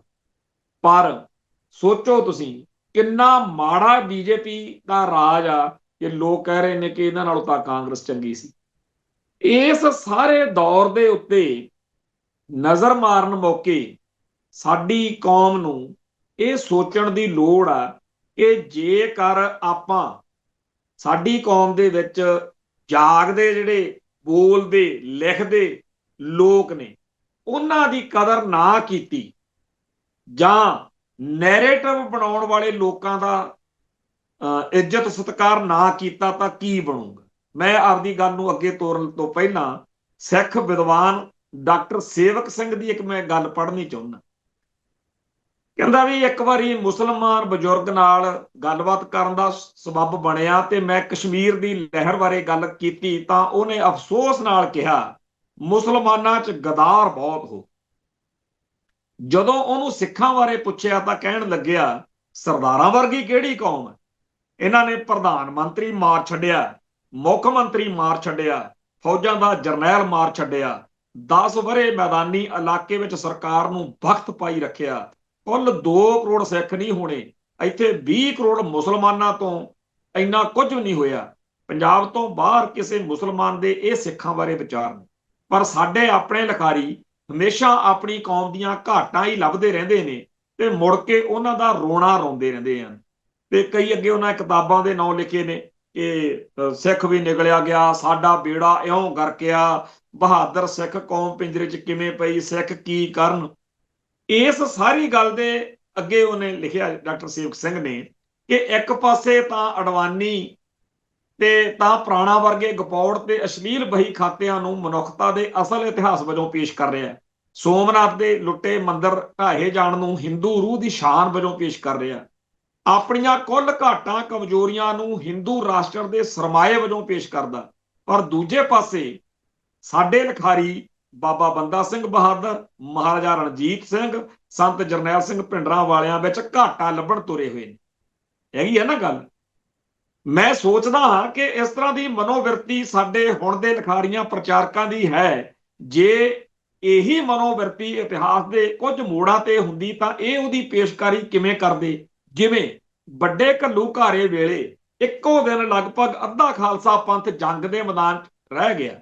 ਸਿੱਖ ਇਤਿਹਾਸਕਾਰ ਨੇ ਇਸ ਝਾਕੀ ਨੂੰ ਇਉਂ ਪੇਸ਼ ਕੀਤਾ ਕਿ ਰਹਿਰਾਸ ਸਾਹਿਬ ਦੇ ਪਾਠ ਮਗਰੋਂ ਖਾਲਸੇ ਨੇ ਅਰਦਾਸ ਕੀਤੀ, ਤਤ ਖਾਲਸਾ ਰਹਿ ਗਿਓ, ਗਇਓ ਸੋ ਖੋਟ ਗਵਾਏ। ਇਹ ਸਿੰਘਾਂ ਦੀ ਚੜ੍ਹਦੀ ਕਲਾ ਦੀ ਮਨੋਵਿਰਤੀ ਹੈ ਕਿ ਐਡੀ ਮਾਰ ਨੂੰ ਇਸ ਅਰਥ ਵਿੱਚ ਲੈਂਦੇ ਨੇ ਕਿ ਹੁਣ ਖਾਲਸਾ ਸ਼ੁੱਧ ਹੋ ਗਿਆ। ਹੁਣ ਇਹ ਲੰਮੀ ਚੌੜੀ ਗੱਲ ਦੇ ਵਿੱਚ ਮੋਟੇ ਤੌਰ ਤੇ ਉਹਨਾਂ ਨੇ ਇਹੀ ਲਿਖਿਆ ਹੈ, ਡਾਕਟਰ ਸੇਵਕ ਸਿੰਘ ਨੇ, ਕਿ ਨੈਰੇਟਿਵ ਜਿਹੜਾ ਹੈ, ਜਿਹੜੀ ਆਪਾਂ ਕੱਲ ਵੀ ਗੱਲ ਕੀਤੀ ਸੀ ਕਿ ਜਦੋਂ ਖਦਰਾਣੇ ਦੀ ਢਾਬ ਦੀ ਜੰਗ ਤੋਂ ਬਾਅਦ ਪਾਤਸ਼ਾਹ ਨੇ ਫਤਿਹ ਦੀ ਚਿੱਠੀ ਜਫਰਨਾਮਾ ਲਿਖਿਆ, ਸਾਡੇ ਅੰਦਰ ਇਸ ਚੀਜ਼ ਦਾ ਅਹਿਸਾਸ ਸਦਾ ਰਹਿਣਾ ਚਾਹੀਦਾ ਹੈ ਕਿ ਜਿੰਨਾ ਟਾਈਮ ਸਾਡੀ ਕੌਮ ਦੇ ਵਿੱਚ ਚੜ੍ਹਦੀ ਕਲਾ ਵਾਲਾ ਮਾਦਾ ਰਹੇਗਾ, ਸ਼ਸਤਰਾਂ ਨੂੰ ਪਿਆਰ ਕਰਨ ਵਾਲੀ ਬਿਰਤੀ ਰਹੇਗੀ, ਉਹਨਾਂ ਟਾਈਮ ਸਾਡੀ ਕੌਮ ਦੇ ਵਿੱਚ ਉਹ ਬੰਦੇ ਜਿਨ੍ਹਾਂ ਨੂੰ ਹਿੰਦੂਇਜ਼ਮ ਪੰਗੇਵਾਜ ਕਹਿੰਦਾ, ਜਾਂ ਜਿਹੜੇ ਸਾਡੀ ਕੌਮ ਦੇ ਵਿੱਚ ਮਾਤਾ ਦਾ ਮਾਲ ਆ ਨਾ, ਉਹ ਵੀ ਕਹਿੰਦਾ ਵੀ ਇਹ ਬੜੇ ਪੰਗੇ ਪਾਉਂਦੇ ਆ। ਸੋ ਜਿਹੜੇ ਕਲਗੀਧਰ ਦੇ ਲਾਲ ਨੇ, ਜਿਨ੍ਹਾਂ ਬਾਰੇ ਮੈਂ ਸਪਸ਼ਟ ਹਾਂ ਕਿ ਭਾਈ ਇਹੀ ਉਹ ਜੈਂਟਲਮੈਨ ਨੇ, ਇਹੀ ਬੰਦੇ ਨੇ ਜਿਹੜੀ ਕੌਮ ਦੀ ਆਨ ਬਾਨ ਤੇ ਸ਼ਾਨ ਹੈ, ਜਿਨ੍ਹਾਂ ਨੂੰ ਮਾੜਾ ਕਹਿੰਦਾ ਬਾਹਮਣ, ਜਿਨ੍ਹਾਂ ਤੋਂ ਦੁਖੀ ਆ ਲਾਲਾ। ਇੱਕ ਗੱਲ ਇਹ ਚੇਤੇ ਰੱਖੋ ਕਿ ਜੈਂਟਲਮੈਨ ਨੈਵਰ ਮੇਕਸ ਹਿਸਟਰੀ। ਜਿਹੜੇ ਮੁੰਡੇ, ਜਿਹੜੇ ਲੋਕ ਬੀਬੇ ਬਾਲਕ ਨੇ, ਉਹ ਇਤਿਹਾਸ ਨਹੀਂ ਸਿਰਜਦੇ। ਇਤਿਹਾਸ ਜਿਹੜਾ ਹੈ ਸਾਡਾ, ਦੁਨੀਆ ਭਰ ਦੇ ਕੌਮਾਂ ਮੁਲਕਾਂ ਦਾ ਇਤਿਹਾਸ ਕੀ ਆ? ਜੰਗਾਂ ਯੁੱਧਾਂ ਦੀ ਗਾਥਾ, ਆਪਦੇ ਹੱਕ ਲਈ ਲੜਨ ਦੀ, ਮਰਨ ਦੀ, ਸੀਸ ਤਲੀ ਤੇ ਧਰਨ ਦੀ ਜਿਹੜੀ ਬਿਰਤੀ ਹੈ, ਇਹੀ ਇਤਿਹਾਸ ਆ ਨਾ ਜੀ। ਜਿਹੜੀਆਂ ਦੂਜੀਆਂ ਕਲਾਵਾਂ ਨੇ, ਉਹ ਤਾਂ ਜੰਗ ਤੋਂ ਬਾਅਦ ਜਿੱਤੇ ਹੋਏ ਮਾਹੌਲ ਦੇ ਵਿੱਚ ਰਾਗ ਵਿਦਿਆ ਜਾਂ ਹੋਰ ਤਰ੍ਹਾਂ ਦੀਆਂ ਕਲਾਵਾਂ ਜਿਹੜੀਆਂ ਨੇ ਉਹ ਅਰਥ ਰੱਖਦੀਆਂ ਨੇ। ਜੇ ਕਿਸੇ ਮੁਲਕ ਦੇ ਕੋਲ ਜੰਗੀ ਕੌਸ਼ਲ ਵਾਲੀਆਂ, ਜਿਵੇਂ ਅੱਜ ਦੇ ਯੁੱਗ 'ਚ ਨਵੀਆਂ ਮਝਾਈਲਾਂ ਤੇ ਅਸਲਾ ਬਰੂਦ ਨਹੀਂ ਹੈਗਾ, ਉਹ ਮੁਲਕ ਮਰ ਜਾਂਦਾ, ਹਰ ਜਾਂਦਾ। ਸੋ ਜੈਂਟਲਮੈਨ ਜਿਹੜਾ ਹੈਗਾ, ਉਹਦੀ ਆਪਦੇ ਤਰ੍ਹਾਂ ਦੀ ਇੱਕ ਹਿਸਟਰੀ ਹੁੰਦੀ ਹੋਏਗੀ ਕਿ ਜੀ ਇਹਨੇ ਆਹ ਕੀਤਾ, ਇਹਨੂੰ ਨੋਬਲ ਪ੍ਰਾਈਜ਼ ਮਿਲਣਾ, ਇਹ ਉਹ। ਪਰ ਕੌਮਾਂ ਦੇ ਲਈ ਇਹ ਗੱਲ ਬੜੀ ਜ਼ਰੂਰੀ ਆ ਕਿ ਉਹਨਾਂ ਦੇ ਕੋਲ ਇੱਕ ਹਿੱਸਾ ਉਹ ਹੋਵੇ ਜਿਹੜੇ ਹਿਸਟਰੀ ਕ੍ਰੀਏਟ ਕਰ ਸਕਣ। ਹੁਣ ਇਸ ਗੱਲ ਦੇ ਵਿੱਚ ਸਾਡੀ ਕੌਮ ਜਿਹੜੀ ਆ, ਉਹਦੇ ਕੋਲ ਇੱਕ ਇਸ਼ਕ ਜਨੂਨ ਨਾਲ ਰੱਜੇ ਹੋਏ ਲੋਕਾਂ ਦਾ ਇੱਕ ਬੜਾ ਵੱਡਾ ਜੱਥਾ, ਜਿਹੜਾ ਹਰ ਵੇਲੇ ਸੱਚੇ ਪਾਤਸ਼ਾਹ ਸਾਨੂੰ ਬਖਸ਼ਦੇ ਰਹਿੰਦੇ ਆ, ਤੇ ਉਹਦੀ ਸਦਾ ਹੀ ਇਤਿਹਾਸ ਨੂੰ ਅੱਗੇ ਤੋਰਨ ਵਿੱਚ ਇੱਕ ਭੂਮਿਕਾ ਰਹੀ ਹੈ। ਜਦੋਂ ਬਾਬਾ ਨਾਨਕ ਭਾਈ ਮਰਦਾਨਾ ਜੀ ਨੂੰ ਲੈ ਕੇ ਨਾਲ ਤੁਰਦਾ ਹੈ, ਤਾਂ ਭਾਈ ਮਰਦਾਨੇ ਨੂੰ ਸਾਡੇ ਜਿਹੜੇ ਕਥਾਕਾਰ ਜਾਂ ਹੋਰ ਪ੍ਰਚਾਰਕ ਵੀਰ, ਉਹ ਬੜਾ ਨਿਮਾਣਾ ਨਤਾਣਾ ਜਿਹਾ ਵੀ ਐਵੇਂ ਜੀ ਉਹਨੇ ਆਹ ਕਰ ਲਿਆ, ਫਿਰ ਉਹ ਮਤਲਬ ਸੁਣਨ ਵਾਲੇ ਨੂੰ ਲੱਗਦਾ ਕਿ ਬਾਬੇ ਨਾਨਕ ਨੂੰ ਤੰਗ ਹੀ ਕਰਦੇ ਰਹੇ ਆ ਭਾਈ ਮਰਦਾਨਾ ਜੀ। ਅਸਲ ਵਿੱਚ ਜਿਹੜਾ ਕੁਝ ਉਹਨੇ ਹੰਡਾਇਆ, ਜੋ ਭਾਈ ਮਰਦਾਨਾ ਜੀ ਨੇ ਜੀਵਨ ਦੇ ਵਿੱਚ ਜੋ ਕੁਝ ਦੇਖਿਆ, ਹੰਡਾਇਆ, ਮਾਣਿਆ, ਤੇ ਜਿੰਨਾ ਸਾਥ ਉਹ ਇੱਕ ਇਹੋ ਜਿਹੀ ਜੰਗ ਵਾ, ਉਹ ਉਹੀ ਕਰ ਸਕਦੇ ਸੀ। ਬੜੀ ਵੱਡੀ ਉਹਨਾਂ ਦੇ ਅੰਦਰ ਉਹ ਬਿਰਤੀ ਸੀ, ਸਮਰਪਣ ਦੀ ਭਾਵਨਾ, ਜਨੂਨ, ਇਸ਼ਕ ਗੁਰੂ ਨਾਲ। ਔਰ ਇਹ ਵਾਰ-ਵਾਰ ਸਿੱਖ ਇਤਿਹਾਸ ਵਿੱਚ ਬੜੇ ਮਾੜੇ ਤੋਂ ਮਾੜੇ ਵਕਤ ਆਏ, ਹਕੂਮਤਾਂ ਨੇ ਜ਼ੁਲਮ ਕੀਤੇ, ਜੰਗਾਂ ਯੁੱਧਾਂ ਤੋਂ ਇਲਾਵਾ ਹੋਰ ਬੜੇ ਤਰ੍ਹਾਂ ਦੇ ਸੰਤਾਪ ਭੋਗਣੇ ਪਏ। ਜਦੋਂ ਇਹ ਵੀ ਵਕਤ ਆਇਆ ਵੀ ਲੋਕ ਜਦੋਂ ਪੁੱਛਦਾ ਸੀ ਤੇ ਮਾਈ ਕਹਿੰਦੀ ਸੀ, ਹੈ ਤਾਂ ਚਾਰ ਨੇ ਪਰ ਇੱਕ ਸਿੱਖ ਬਣ ਗਿਆ। ਮਤਲਬ ਜਿਵੇਂ ਅੱਜ ਦੇ ਦੌਰ 'ਚ ਕਿਹਾ ਜਾਵੇ ਕਿ ਹੈ ਤਾਂ ਮੇਰੇ ਦੋ ਨੇ ਪਰ ਇੱਕ ਖਾੜਕੂਆਂ ਨਾਲ ਰਲ ਗਿਆ। ਮਤਲਬ ਉਹਦਾ ਪਤਾ ਹੀ ਆ ਵੀ ਹੁਣ ਉਹਦਾ ਜੀਵਨ ਹੋਰ ਰਾਹ ਤੇ ਹੈ। ਹੁਣ ਉਸ ਤਰ੍ਹਾਂ ਦੇ ਦੌਰ ਵਾਲੇ ਮਾਹੌਲ ਦੇ ਵਿੱਚ ਕਿੱਡੇ ਕਮਾਲ ਦੇ ਨੇ ਉਹ, ਜਿਹੜੇ ਜਦੋਂ 10ਵੇਂ ਪਾਤਸ਼ਾਹ ਸੀਸ ਮੰਗਦੇ ਆ, ਤੇ ਜਿਹੜਾ ਪਹਿਲਾ ਪੇਸ਼ ਹੋਇਆ ਵੀ ਆਹ ਲੋ ਜੀ ਮੇਰਾ ਸੀਸ ਹਾਜ਼ਰ, 5 ਪਿਆਰਿਆਂ 'ਚ। ਸੁਣਨ ਵਾਲੇ ਨੂੰ ਲੱਗ ਸਕਦਾ, ਦੇਖਣ ਵਾਲੇ ਨੂੰ ਲੱਗ ਸਕਦਾ ਕਿ 3 ਵਾਰੀ ਕਹਿਣ ਤੇ ਉੱਠਿਆ, ਪਰ ਦੂਜੇ ਬਾਰੇ ਤੁਸੀਂ ਕਹੋਗੇ ਲੈ ਇਹ ਫਿਰ ਪਹਿਲੇ ਨਾਲੋਂ ਤਾਂ ਨਹੀਂ। ਜਿਹੜਾ 5ਵਾਂ ਭਾਈ, ਆਪਾਂ ਇਹ ਦੇਖੋ ਕਿ ਉਹ ਤਾਂ ਪਹਿਲੇ 4 ਦਾ ਹਸ਼ਰ ਦੇਖ ਚੁੱਕਿਆ ਸੀ। ਜੇ ਪਹਿਲੇ ਬਾਰੇ ਦੇਖਿਆ ਜਾਵੇ, ਸੋਚਿਆ ਜਾਵੇ, ਜਿਹੜਾ ਪਾਤਸ਼ਾਹ ਦਾ ਬਚਨ ਸੀ, ਹੱਥ ਵਿੱਚ ਤਲਵਾਰ, ਸ੍ਰੀ ਸਾਹਿਬ, ਤੇ ਉਹਨੂੰ ਦੇਖ ਕੇ ਹੋ ਸਕਦਾ ਦੇਖਣ ਵਾਲਿਆਂ ਨੇ ਸੋਚਿਆ ਹੋਵੇ ਕਿ ਸ਼ਾਇਦ ਪਾਤਸ਼ਾਹ ਕਹਿ ਹੀ ਰਹੇ ਨੇ, ਸੀਸ ਲੈ ਥੋੜੀ ਲੈਣਗੇ। ਪਰ ਪਹਿਲੇ ਨੇ ਤਾਂ ਜੋ ਭੁਗਤਿਆ, ਦੂਜੇ ਨੇ ਤਾਂ ਦੇਖ ਲਿਆ ਸੀ ਕਿ ਲਹੂ ਨਾਲ ਨਿਚੜਦੀ ਤਲਵਾਰ ਲੈ ਕੇ ਪਾਤਸ਼ਾਹ ਆਏ ਨੇ। ਤੀਜਾ, ਚੌਥਾ, 5ਵਾਂ ਤਾਂ ਪਹਿਲੇ 4 ਦੇਖ ਚੁੱਕਿਆ ਸੀ। ਇਹ ਕਿੱਡਾ ਇਸ਼ਕ ਆ, ਕਿੱਡਾ ਜਨੂਨ ਆ। ਇਹ ਜਿਹੜਾ ਸੀਸ ਜਿਹੜਾ ਹੈਗਾ ਵਾਰਨ ਦਾ, ਇਹ ਜਿਹੜਾ ਜਿਗਰਾ, ਇਹ ਉਵੇਂ ਆ ਜਿਵੇਂ ਪਤਾ ਹੋਵੇ ਕਿ ਮੌਤ ਗਰੰਟਡ ਆ, ਪਰ ਫਿਰ ਵੀ ਉਹਦੇ ਲਈ ਆਪਣੇ ਆਪ ਨੂੰ ਉਸ ਮਿਸ਼ਨ ਨੂੰ ਸਮਰਪਿਤ ਹੋ ਦੇਣਾ। ਸੋ ਸਿੱਖ ਹੋਣ ਦਾ ਅਰਥ ਉਹਨਾਂ ਲੋਕਾਂ ਲਈ ਜਿਨ੍ਹਾਂ ਨੂੰ ਦੁਨੀਆ ਕਹਿੰਦੀ ਆ ਪੰਗੇਬਾਜ਼ ਆ, ਉਹ ਉਵੇਂ ਆ ਜਿਵੇਂ ਪੰਜ ਪਿਆਰੇ। ਮੈਂ ਇੱਕ ਵਾਰੀ ਨਾਭੇ ਜੇਲ੍ਹ ਸੀਗਾ, ਮੈਂ ਉਦੋਂ ਮੈਂ ਇੱਕ ਐਵੇਂ ਜਿਵੇਂ ਕਈ ਵਾਰੀ ਮਨ ਚ ਕਵਿਤਾ ਆਉਂਦੀ ਆ, ਪਤਾ ਨਹੀਂ ਹੁੰਦਾ ਵੀ ਇਹ ਕਵਿਤਾ ਦੀ ਆ, ਉਹ ਮੈਂ ਲਿਖਿਆ ਸੀ ਬਈ ਇੱਕ ਫੋਟੋ ਜੀ ਮਨੋਕਲਪਤ ਬੜੀ ਚੱਲਦੀ ਆ ਕਿ 10ਵੇਂ ਪਾਤਸ਼ਾਹ ਸੀਸ ਦੀ ਮੰਗ ਕਰ ਰਹੇ ਨੇ, ਤੇ ਉਹਨਾਂ ਦੀ ਉਂਗਲ ਜਿਹੜੀ ਐਦਾਂ ਕੀਤੀ ਹੋਈ ਇੱਕ ਸੀਸ ਦੀ ਲੋੜ, ਤੇ ਮੈਂ ਲਿਖਿਆ ਸੀ ਦਸ਼ਮੇਸ਼ ਪਿਤਾ ਦੀ ਸੀਸ ਦੀ ਮੰਗ ਜੇ ਪੂਰੀ ਨਹੀਂ ਕਰ ਸਕਦੇ ਤਾਂ ਚੁੱਕੀ ਉਂਗਲ ਵਾਲਾ ਕੈਲੰਡਰ ਕੰਧ ਤੇ ਕਿਉਂ ਲਾਈਏ, ਜਾਂ ਤਾਂ ਇਹਨੂੰ ਪਾੜ ਪੂੜ ਕੇ ਸੁੱਟ ਦਈਏ ਜਾਂ ਫਿਰ ਅਗਲੇ ਪੰਜ ਪਿਆਰੇ ਬਣ ਜਾਈਏ। ਪੰਜ ਪਿਆਰੇ ਤੋਂ ਭਾਵੇਂ ਇਹ ਨਹੀਂ ਕਿ ਉਹਨਾਂ ਵਰਗਾ ਤਾਂ ਆਪਾਂ ਕਿੱਥੇ ਹੋ ਸਕਣਾ, ਪਰ ਆਪਣੇ ਮਨ ਵਿੱਚ ਪੰਗਾ ਲੈਣ ਦੀ, ਧਰਮ ਲਈ ਕੌਮ ਲਈ ਖੜਨ ਦੀ, ਬੀਬੇ ਬਾਲਕ ਬਣਨ ਤੋਂ ਬਚਣ ਦੀ ਬਹੁਤ ਅੰਦਰ ਸਾਡੇ ਉਹ ਜਨੂਨ ਹੋਣਾ ਚਾਹੀਦਾ। ਮੇਰੇ ਪਿਤਾ ਜੀ ਫੌਜੀ ਸੀ, ਮੈਨੂੰ ਬੜਾ ਇਸ ਗੱਲ ਦਾ ਫਖਰ ਰਿਹਾ ਕਿ ਉਹਨਾਂ ਨੇ ਮੈਨੂੰ ਬੀਬਾ ਬਾਲਕ ਬਣਨ ਤੋਂ ਰੋਕਿਆ, ਉਹਨਾਂ ਨੇ ਮੈਨੂੰ ਪੰਗੇਬਾਜ਼ ਬਣਦਾ ਦੇਖ ਕੇ ਖੁਸ਼ੀ ਮਹਿਸੂਸ ਕੀਤੀ। ਮੈਨੂੰ ਇਸ ਗੱਲ ਦਾ ਉਦੋਂ ਵੀ ਵੱਡਾ ਫਖਰ ਆ ਕਿ ਕਦੇ ਵੀ ਮੇਰੇ ਪਿਤਾ ਨੇ ਸਿੱਖ ਸੰਘਰਸ਼ ਦੇ ਵਿੱਚ ਆਉਣ ਦਾ ਜਾਂ ਇਸ ਪਾਸੇ ਕਰਕੇ ਜੋ ਉਹਨਾਂ ਨੂੰ ਭੋਗਣਾ ਪਿਆ ਉਹਦਾ ਕਦੇ ਹਿਰਖ ਨਹੀਂ ਕੀਤਾ। ਇੱਕ ਵਾਰ ਘਰ ਜਿਵੇਂ ਅਕਸਰ ਹੀ ਸਾਡੇ ਘਰਾਂ 'ਚ CID ਵਾਲੇ ਜਾਂ ਪੰਜਾਬ ਪੁਲਿਸ ਵਾਲੇ ਆਉਂਦੇ ਰਹਿੰਦੇ ਆ, ਉਹ ਜਦੋਂ 26 ਜਨਵਰੀ 15 ਅਗਸਤ ਹੁੰਦੀ ਆ ਉਦੋਂ ਪੱਕਾ ਹੀ ਆਉਂਦੇ ਹੁੰਦੇ ਸੀ। ਇੱਕ ਵਾਰ ਮੈਂ ਫੋਨ ਤੇ ਪੁੱਛਿਆ ਵੀ ਉਹ ਆਏ ਸੀਗੇ, ਉਹ ਪਾਪਾ ਜੀ ਕਹਿੰਦੇ ਵੀ ਮੈਂ ਹੈ ਨਹੀਂ ਸੀ ਘਰ, ਤੇਰੀ ਬੀਬੀ ਨੂੰ ਇੱਕ ਦਿਨ ਕੋਈ ਮਿਲ ਕੇ ਗਏ ਆ। ਮੈਂ ਕਿਹਾ ਵੀ ਉਹ ਚੰਡੀਗੜ੍ਹ ਵਾਲੇ ਆਏ ਨੇ ਕਿ ਆਪਣੇ ਲੋਕਲ ਥਾਣੇ ਵਾਲੇ ਆਏ ਨੇ? ਕਹਿੰਦੇ ਪਤਾ ਨਹੀਂ, ਮੈਂ ਵੈਸੇ ਹੀ ਕਹਿ ਬੈਠਿਆ, ਮੈਂ ਕਿਹਾ ਇਹ ਪਤਾ ਨਹੀਂ ਕਦੋਂ ਖੜਾ ਛੱਡਣਗੇ। ਪਾਪਾ ਜੀ ਕਹਿੰਦੇ ਤੂੰ ਚਾਹੁੰਦਾ? ਕਹਿੰਦੇ ਸਰਬਜੀਤ ਜਿੰਨਾ ਟਾਈਮ ਇਹ ਆਉਂਦੇ ਆ ਨਾ ਆਪਣੇ ਘਰ 'ਚ ਪੁਲਿਸ ਵਾਲੇ ਜਾਂ ਨਵਾਂ ਥਾਣੇਦਾਰ ਬਦਲ ਕੇ ਜਦੋਂ ਆਉਂਦਾ ਆਪਣੇ ਗੇੜਾ ਮਾਰਨ ਆਉਂਦਾ, ਉਹਨਾਂ ਟਾਈਮ ਹੀ ਆਪਾਂ ਗਿਣਤੀ 'ਚ ਆ। ਜਦੋਂ ਆਉਣੋਂ ਹਟ ਕੇ ਸਮਝ ਲਈ ਆਪਾਂ ਵੀ ਮਾਤਾ ਦਾ ਮਾਲ ਬਣ ਗਏ। ਇਹ ਗੱਲ ਮੈਨੂੰ ਇੱਕ ਵੱਖਰਾ ਹੀ ਸਰੂਰ ਦਿੰਦੀ ਰਹਿੰਦੀ ਆ ਕਿ ਮੇਰੇ ਸਧਾਰਨ ਜੇ ਘੱਟ ਪੜ੍ਹੇ, ਜਿਹਨੂੰ ਬਹੁਤੀ ਸਿੱਖੀ ਦੀ ਸਮਝ ਨਾ ਵੀ ਸ਼ਾਇਦ ਹੋਵੇ, ਪਰ ਉਹਨੂੰ ਇਹ ਪਤਾ ਸੀ ਕਿ ਮੇਰਾ ਪੁੱਤ। ਸੋ ਇਸੇ ਤਰੀਕੇ ਨਾਲ ਸਾਡੇ ਘਰਾਂ 'ਚ ਸਾਡੇ ਸਾਰਿਆਂ ਵਿੱਚ 1984 ਤੋਂ ਬਾਅਦ ਇੱਕ ਸਿੱਖ ਵਿਦਵਾਨ ਨੇ ਕਿਹਾ ਸੀ, ਜਿਹੜੇ ਘਰ ਵਿੱਚ ਜਿਹੜੇ ਸਿੱਖ ਨੂੰ ਅੱਜ ਕਿਸੇ ਪੁਲਿਸ ਵਾਲੇ ਨੇ ਘੇਰ ਕੇ ਹਕੂਮਤ ਨੇ ਤੰਗ ਨਹੀਂ ਕੀਤਾ, ਉਹਨੂੰ ਆਪਦੇ ਉੱਤੇ ਸ਼ੱਕ ਕਰਨਾ ਚਾਹੀਦਾ ਕਿ ਮੈਂ ਕਿਤੇ ਸਿੱਖ ਹੈਗਾ ਵੀ ਆ।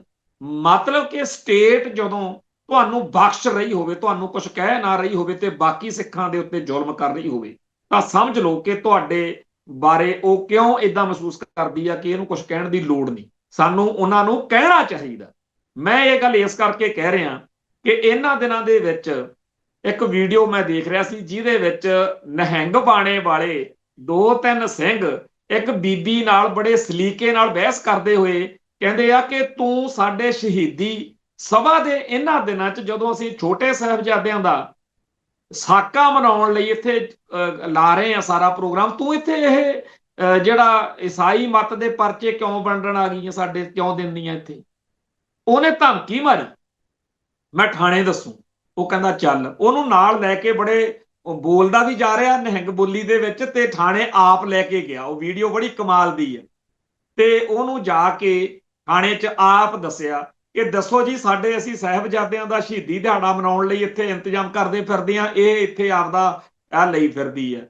ਤੇ ਉੱਥੇ ਉਹ ਸਾਰਾ ਮਸਲਾ ਜਿਹੜਾ, ਜਦੋਂ ਉਹਦੀ ਵੀਡੀਓ ਦੇਖੀ, ਹੇਠਾਂ ਕਿਸੇ ਨੇ ਲਿਖਿਆ ਵੀ ਕਾਹਨੂੰ ਕੁਝ ਕਹਿਣਾ ਸੀ ਤੇ ਫੇਰ ਕੀ ਆ ਏਦਾਂ, ਤੇ ਉਹਦੇ ਹੇਠਾਂ ਸਾਡੇ ਭਾਈਚਾਰੇ ਨੇ ਫਿਰ ਲਿਖਿਆ ਵੀ ਸ਼ੁਕਰ ਕਰੋ ਆਪਣੀ ਕੌਮ 'ਚ ਅੱਜ ਇਹੋ ਜਿਹੇ 4 ਸਰੀਰ ਬਚੇ ਨੇ ਜਿਹੜੇ ਗਲਤ ਨੂੰ ਗਲਤ ਤੇ ਸਹੀ ਨੂੰ ਸਹੀ ਕਹਿਣ ਦੀ ਹਿੰਮਤ ਰੱਖਦੇ।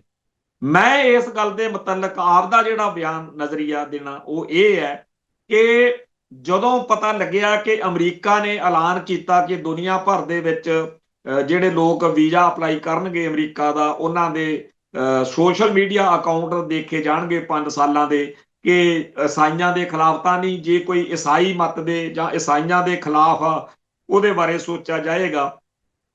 ਤੇ ਇਸ ਗੱਲ ਤੋਂ ਇੱਥੇ ਸਾਡੇ ਬਹੁਤ ਸਾਰੇ ਲੋਕਾਂ ਨੂੰ ਇਹ ਚਾਅ ਚੜਿਆ ਹੋਇਆ ਕਿ ਹੁਣ ਜਿਹੜਾ ਸਿੱਖ ਨਕਲੀ ਈਸਾਈਆਂ ਦੇ ਪਖੰਡ ਦਾ ਵਿਰੋਧ ਕਰੂਗਾ ਉਹਨੂੰ ਅਮਰੀਕਾ ਦਾ ਵੀਜ਼ਾ ਨਹੀਂ ਮਿਲਣਾ। ਸੋ ਇਸ ਗੱਲ ਨੂੰ ਮੁੱਖ ਰੱਖ ਕੇ ਹੁਣ ਆਪਣੇ ਦਿਹਾੜੇ ਚੱਲ ਪੈਣੇ ਆ ਇਤੋਂ ਜਿਹੜਾ ਚੱਲ ਹੀ ਪਏ ਨੇ। ਸੋ ਸ਼ਹੀਦੀ ਸਭਾਵਾਂ ਚਮਕੌਰ ਸਾਹਿਬ ਦਾ, ਸਰਹੰਦ ਦਾ ਸਾਕਾ, ਫਿਰ ਇਹ ਮੁਕਤਸਰ ਦੀ ਮਾਘੀ ਤੇ ਅੱਗੇ ਖਦਰਾਣੇ ਸਾਰਾ ਜਿਹੜਾ ਚੱਲਦਾ ਹੈਗਾ ਵਿਸਾਖੀ ਤੱਕ, ਜਾਣੀ ਕਿ ਹੁਣ ਆਪਣੇ ਸਿੱਖਾਂ ਦੇ ਦਿਨ ਤਿਉਹਾਰ ਚੱਲਣੇ। ਇਹਨਾਂ ਦਿਨਾਂ ਦੇ ਵਿੱਚ ਮੈਨੂੰ ਖਦਸ਼ਾ ਪੂਰਾ ਕਿ ਇਸ ਵਾਰ ਭਾਰਤੀ ਹਕੂਮਤ ਆਪਦੇ ਕਰਿੰਦਿਆਂ ਰਾਹੀਂ ਇਹਨਾਂ ਦਾ ਲਿਟਰੇਚਰ ਲੈ ਕੇ ਨਕਲੀ ਈਸਾਈਆਂ ਨੂੰ ਭੇਜੂ ਤੇ ਸਿੱਖਾਂ ਨਾਲ ਟਕਰਾਅ ਕਰਵਾਉਣ ਦਾ ਯਤਨ ਕਰੂ, ਤਾਂ ਕਿ ਦੁਨੀਆ ਭਰ ਦੇ ਵਿੱਚ ਰੌਲਾ ਪਵੇ ਕਿ ਪੰਜਾਬ ਦੇ ਵਿੱਚ ਈਸਾਈਆਂ ਦੇ ਉੱਤੇ ਸਿੱਖ ਬੜਾ ਜ਼ੁਲਮ ਕਰ ਰਹੇ ਨੇ। ਕਿਉਂਕਿ ਉਹਨਾਂ ਨੂੰ ਬਾਹਰ ਤਾਂ ਪਤਾ ਨਹੀਂ ਹੋਣਾ ਨਾ ਕਿ ਉੱਥੇ ਇਹ ਨਕਲੀ ਈਸਾਈ ਨੇ, ਇਸ ਸਟੇਟ ਦਾ ਕੋਈ ਏਜੰਡਾ ਡਿਜ਼ਾਈਨ ਹੈ। ਤਾਂ ਅਸਲ ਵਿੱਚ ਸਿੱਖਾਂ ਨੂੰ ਇਸ ਮਸਲੇ ਤੇ ਚਿੰਤਾ ਕਰਨੀ ਚਾਹੀਦੀ ਹੈ, ਚਿੰਤਨ ਕਰਨਾ ਚਾਹੀਦਾ। ਮੈਨੂੰ ਇਸ ਗੱਲ ਦਾ ਬੜੀ ਤਸੱਲੀ ਆ ਕਿ ਜਦੋਂ ਗਿਆਨੀ ਹਰਪ੍ਰੀਤ ਸਿੰਘ ਜਥੇਦਾਰ ਸੀ ਉਦੋਂ ਵੀ ਇੱਕ ਮਸਲਾ ਉੱਠਿਆ ਤੇ ਬਹੁਤ ਸਾਰੇ ਪੰਜਾਬ ਚੋਂ ਈਸਾਈਆਂ ਦੇ ਨੁਮਾਇੰਦੇ ਆ ਕੇ ਅਕਾਲ ਤਖਤ ਤੇ ਕਹਿ ਕੇ ਗਏ ਨੇ ਕਿ ਆ ਜਿਹੜੇ ਭੂਤਾਂ ਪ੍ਰੇਤਾਂ ਵਾਲੇ ਡਰਾਮੇਬਾਜ਼ ਆ, ਇਹ ਸਾਡੇ ਈਸਾਈ ਮਤ ਦੇ ਵਿੱਚ ਸਾਡਾ ਇਹਨਾਂ ਨਾਲ ਕੋਈ ਇਹ ਪਤਾ ਨਹੀਂ ਕੀ ਚੀਜ਼ ਆ। ਪੰਜਾਬ ਦੇ ਵਿੱਚ ਜਿਹੜੇ ਪੁਰਾਤਨ 100-200 ਸਾਲ ਤੋਂ ਈਸਾਈ ਵਸਦੇ ਨੇ ਉਹਨਾਂ ਦਾ ਤੇ ਆ ਜਿਹੜਾ ਨਕਲੀ ਇਹਨਾਂ ਦਾ ਆਪਸ ਵਿੱਚ ਹੀ ਕੋਈ ਤਾਲਮੇਲ ਨਹੀਂ ਹੈ। ਤੇ ਇਹ ਜਿਹੜੇ ਹੁਣ ਵਾਲੇ ਨੇ ਇਹ ਕੁਛ ਹੋਰ ਹੀ ਕਹਾਣੀ ਹੈ। ਉਹ ਜਿਹੜਾ ਸਾਨੂੰ ਜਿਹੜੀ ਆਪਾਂ ਗੱਲ ਸ਼ੁਰੂ ਕੀਤੀ ਸੀ ਕਿ ਦੁਨੀਆ ਭਰ 'ਚ ਬਦਨਾਮ ਕਰ ਲਈ, ਸੋ ਇਹ ਚਾਹੁੰਦੇ ਨੇ ਕਿ Canada, America, England, New Zealand, Australia, Europe ਤੇ ਹੋਰ ਮੁਲਕਾਂ ਦੇ ਵਿੱਚ ਸਿੱਖਾਂ ਨੂੰ ਈਸਾਈਆਂ ਦੇ ਦੁਸ਼ਮਣ ਦੇ ਰੂਪ 'ਚ ਪ੍ਰਗਟ ਕਰਨਾ। ਇਸ ਸਾਲ ਨੂੰ ਸਮਝੋ ਤੇ ਸਾਡੇ ਜਿਹੜੇ ਬੰਦੇ ਪੰਗੇਬਾਜ਼ ਨੇ ਉਹਨਾਂ ਨੂੰ ਸਮਝਾਇਆ ਜਾਵੇ। ਜੇਕਰ ਇਹ ਪੰਗੇਬਾਜ਼ ਬੰਦੇ ਨਾ ਹੋਣ ਤਾਂ ਇਹ ਬਿਮਾਰੀ ਬਹੁਤ ਖਰਾਬ ਕਰੂਗੀ। ਮੈਂ ਇਹ ਗੱਲ ਜ਼ਿੰਮੇਵਾਰੀ ਨਾਲ ਕਹਿਣੀ ਚਾਹੁੰਦਾ ਕਿ ਸਾਡੀ ਕੌਮ ਦੇ ਇਹ ਜਿਹੜੇ ਬੰਦੇ ਆ ਜਿਨ੍ਹਾਂ ਨੂੰ ਇਹ ਬਿਮਾਰੀ ਨਹੀਂ ਪਈ ਕਿ ਆਪਾਂ ਕੀ ਲੈਣਾ, ਸਾਨੂੰ ਕੀ, ਜਦੋਂ ਇਹਨਾਂ ਨੂੰ ਵੀ, ਹਾਲਾਂਕਿ ਦੁਸ਼ਮਣ ਇਹ ਚਾਹੁੰਦਾ ਤੇ ਸਾਡੀ ਕੌਮ ਦੇ ਵਿੱਚ ਜਿਹੜਾ ਮਾਤਾ ਦਾ ਮਾਲ ਆ ਜਾਂ ਦੁਸ਼ਮਣ ਦੇ ਘਾੜੇ ਦਾ ਦਸਤਾ ਉਹ ਵੀ ਸਾਰੇ ਚਾਹੁੰਦੇ ਨੇ ਕਿ ਸਾਰੀ ਦੀ ਸਾਰੀ ਸਿੱਖ ਕੌਮ ਦੇ ਵਿੱਚ ਕੋਈ ਵੀ ਇਹੋ ਜਿਹਾ ਬੰਦਾ ਨਹੀਂ ਹੋਣਾ ਚਾਹੀਦਾ ਸਿੱਖਾਂ ਚੋਂ ਜਿਹੜਾ ਇੰਡੀਆ ਦੇ ਜਾਂ ਹਿੰਦੂ ਦੇ ਸਿੱਖੀ ਅਤੇ ਸਿੱਖਾਂ ਉੱਤੇ ਧੱਕਿਆਂ ਦੇ ਖਿਲਾਫ ਬੋਲੇ। ਬਸ ਸਾਰੇ ਜਾਣੇ ਇਹੀ ਕਹਿਣ ਜੀ ਬਹੁਤ ਵਧੀਆ। ਮੈਂ ਇੱਕ ਗੱਲ ਦੱਸਣੀ ਚਾਹੁੰਦਾ ਕਿ ਜਿਹੜੀ ਸ਼੍ਰੋਮਣੀ ਕਮੇਟੀ ਕਿਵੇਂ ਬਣੀ ਕਿਤਾਬ ਆ, ਸ਼੍ਰੋਮਣੀ ਕਮੇਟੀ ਛਾਪਦੀ ਹੈ, ਜਾਂ ਕੋਈ ਵੀ ਉਸ ਦੌਰ ਦਾ ਇਤਿਹਾਸ, ਗੁਰਦੁਆਰਾ ਸੁਧਾਰ ਲਹਿਰ, ਜਿਹਨੂੰ ਗੁਰਦੁਆਰਿਆਂ ਦੀ ਆਜ਼ਾਦੀ ਦੀ ਲਹਿਰ ਵੀ ਕਿਹਾ ਜਾਂਦਾ, ਉਹ ਪੜ੍ਹ ਲਿਓ। ਤੁਹਾਨੂੰ ਉੱਥੇ ਮਿਲੂ ਕਿ ਜਿਹੜੇ ਸਿੱਖ ਪਹਿਲੇ ਸਮਿਆਂ ਦੇ ਵਿੱਚ ਸ਼ੁਰੂਆਤੀ ਦੌਰ ਵਿੱਚ ਗੁਰਦੁਆਰਾ ਸੁਧਾਰ ਲਹਿਰ ਦੇ ਵਿੱਚ ਸਰਗਰਮ ਹੋਏ, ਉਹ ਸਿੰਘ ਸਭਾ ਲਹਿਰ ਦੇ ਪ੍ਰਚਾਰਕਾਂ ਦੇ ਉੱਤੇ, ਕਿਉਂਕਿ ਉਹ ਵਿਚਾਰੇ ਠੰਡਾ ਮੱਤਾ ਪ੍ਰਚਾਰ ਕਰਨ ਵਾਲੇ ਸੀ, ਸੁਧਾਰ ਦੀ ਗੱਲ ਕਰਦੇ ਸੀ ਸਿੰਘ ਸਭਾ ਲਹਿਰ ਵਾਲੇ, ਉਹਨਾਂ ਦੇ ਉੱਤੇ ਸਿੱਖੀ ਦੇ ਦੁਸ਼ਮਣ ਹਮਲੇ ਕਰਦੇ ਸੀ। ਇਹਦੇ ਚੋਂ ਨਿਕਲੇ ਝੱਬਰ ਵਰਗੇ, ਭੁੱਚਰ ਵਰਗੇ, ਜਥੇਦਾਰ ਕਰਤਾਰ ਸਿੰਘ ਝੱਬਰ ਵਰਗੇ ਦਲੇਰ ਲੜਾਕੇ ਯੋਧੇ, ਉਹ ਸਿੱਖ ਜਿਨ੍ਹਾਂ ਨੇ ਕਮਾਲ ਕਰਤਾ।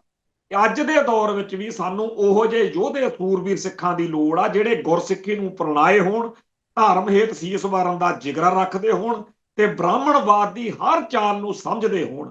ਸਾਨੂੰ ਦੋਨੇ ਤਰ੍ਹਾਂ ਦੇ ਲੋਕਾਂ ਦੀ ਲੋੜ ਆ। ਇੱਕ ਉਹ ਵਿਦਵਾਨ ਸੱਜਣ ਜਿਹੜੇ ਇਹਨਾਂ ਨੂੰ ਸਮਝਾ ਸਕਣ, ਦੂਜੇ ਉਹ ਜਿਹੜੇ ਮੂਹਰੇ ਹੋ ਕੇ ਅੜ ਸਕਣ, ਖੜ ਸਕਣ, ਲੜ ਸਕਣ। ਚੇਤੇ ਰੱਖੋ ਕਿ ਇਹਨਾਂ ਲਈ ਗਿਆਨਵਾਨ ਸਿੱਖਾਂ ਦੀ ਲੋੜ ਆ। ਨੈਰੇਟਿਵ ਵਾਰ ਦੇ ਵਿੱਚ ਜਿਹੜਾ ਧੱਕਾ, ਹਿੱਕ ਧੱਕਾ, ਉਹਦੇ ਸਾਹਮਣੇ ਸਾਨੂੰ ਸਿਰ ਲੱਥ ਬੰਦਿਆਂ ਦੀ ਲੋੜ ਪਊਗੀ। ਖਾਲਸੇ ਨੂੰ ਪੈਰ ਪੈਰ ਦੇ ਉੱਤੇ ਸੰਕਟ ਆਉਂਦੇ ਰਹੇ, ਅਗਾਂਹ ਵੀ ਆਉਣਗੇ। ਅੱਜ ਦੇ ਦੌਰ ਦੀਆਂ ਲੋੜਾਂ ਦੇ ਹਿਸਾਬ ਨਾਲ ਆਪਾਂ ਮੈਦਾਨ ਚਾਹੀਏ। ਇੱਥੇ ਹੀ ਫਤਿਹ ਅਰਜ ਕਰਦਾ ਜੀ। ਨਾਨਕ ਨਾਮ ਚੜ੍ਹਦੀ ਕਲਾ, ਤੇਰੇ ਭਾਣੇ ਸਰਬੱਤ ਦਾ ਭਲਾ। ਵਾਹਿਗੁਰੂ ਜੀ ਕਾ ਖਾਲਸਾ, ਵਾਹਿਗੁਰੂ ਜੀ ਕੀ ਫਤਿਹ।